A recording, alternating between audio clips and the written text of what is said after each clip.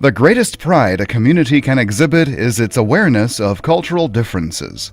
Cultural diversity is celebrated in Springfield through its Sister Cities program, the Global Education Series and award-winning Culture Fest. A culturally aware community weaves a strong, colorful fabric for tolerance and personal growth. Recently, residents began weaving to the beat of West African drums. Darren Gilley, a performer at 2012 Culture Fest, works to instill the integrity of West African musical arts in today's youth. Culture Fest, it was the first time I had performed there with the group that I had put together, and once again it was the West African Percussion.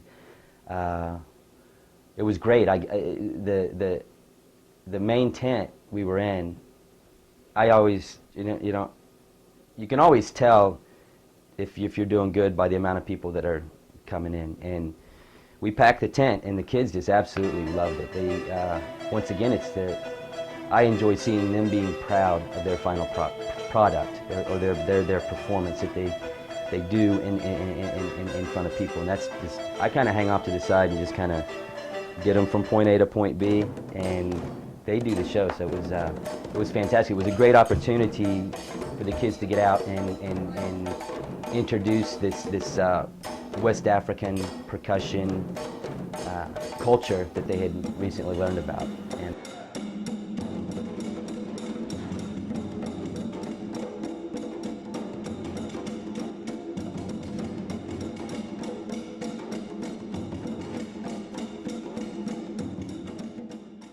it started with West African Drum and Dance 101 in college, and for some reason it was just, I liked the sound of the West African drums, the djembe, and when I graduated I had made a last minute choice to go to West Africa instead of Brazil. For some reason it was just, I heard the best drummers were in West Africa, so I went there.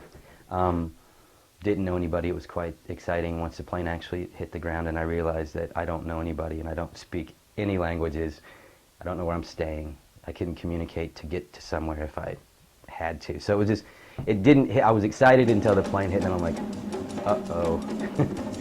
I don't know really where I'm at. So it worked out. One of the people that worked at the airport sent me to one of the artist's older brother's house, and they gave me some steak and salad and sent me into town.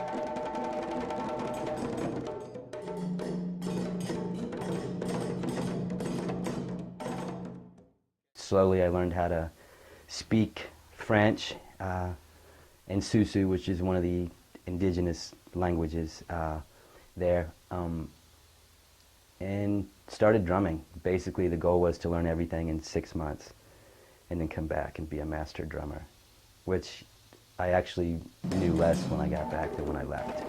So that was interesting. But it made it so I wanted to go back again, so I came back. It took me about 3 months to make enough money to go back to West Africa again, in Guinea-Conakry, and really got into studying. I knew exactly what I wanted to do, and it was to study percussion, from the ballet style to traditional. I just wanted to know everything.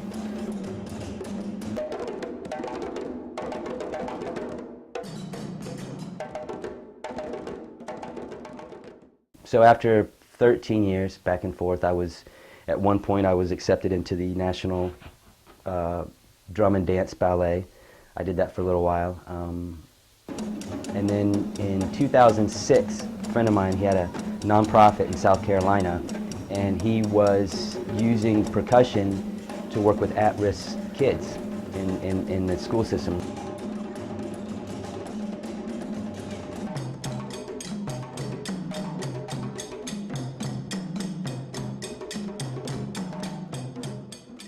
Once they understood what our goal was, they were just fully engaged. I mean, fully engaged. They were almost, I don't want to call it policing each other, but they were encouraging each other to accomplish what I was teaching from the West African Percussion Ensemble, to actually push each other to get this information.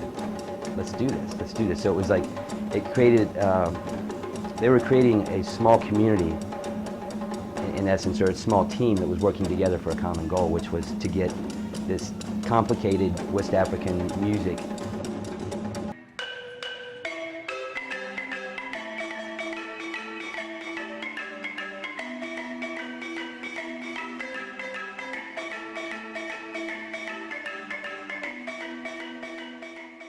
Watching them come out of their shells, and then from doing percussion performances, watching them, it's like you don't even have to tell them they did a great job. They know they did. And you can see it in their faces, and they're, you know, congratulating each other. And one of the youth that we worked with, he said what he really liked about it was he's friends now with people he never would have been friends with because of the community that built between him and other youth. So with the percussion, if you lose your focus and you leave a note hanging out there, everybody looks at you. They know you did it. You get called out by your instrument immediately. So it encourages them to focus. There's a lot of memorization, a lot of counting. So I think it's stimulating parts of the brain.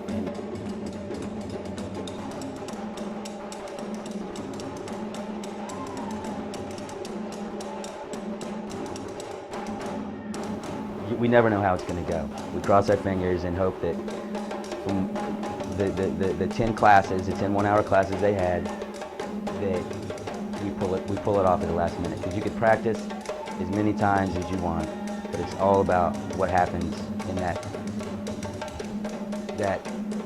7 to 10 minutes that they have to the lights are on them and they're doing their thing.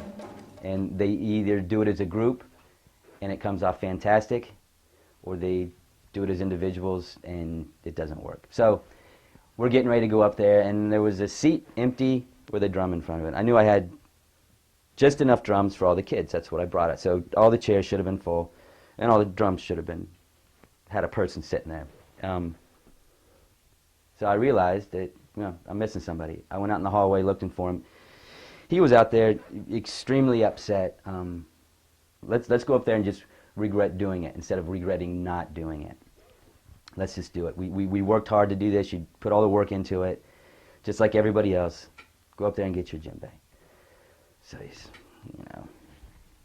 he headed up there. We walked up together, probably sat down about the same time, and I did the signal to start, you know, one of the percussion pieces, and he was back to his old self. He was smiling bigger than everybody, and hit every note perfectly, every arrangement. He was just thrilled, you know, and it was to see him from, you know, teared up, crying, not wanting to do it, to studying the actual way the djembe is made to speak, to use that in that clinical setting or just a group setting with at-risk kids. I think a lot could probably be accomplished with it.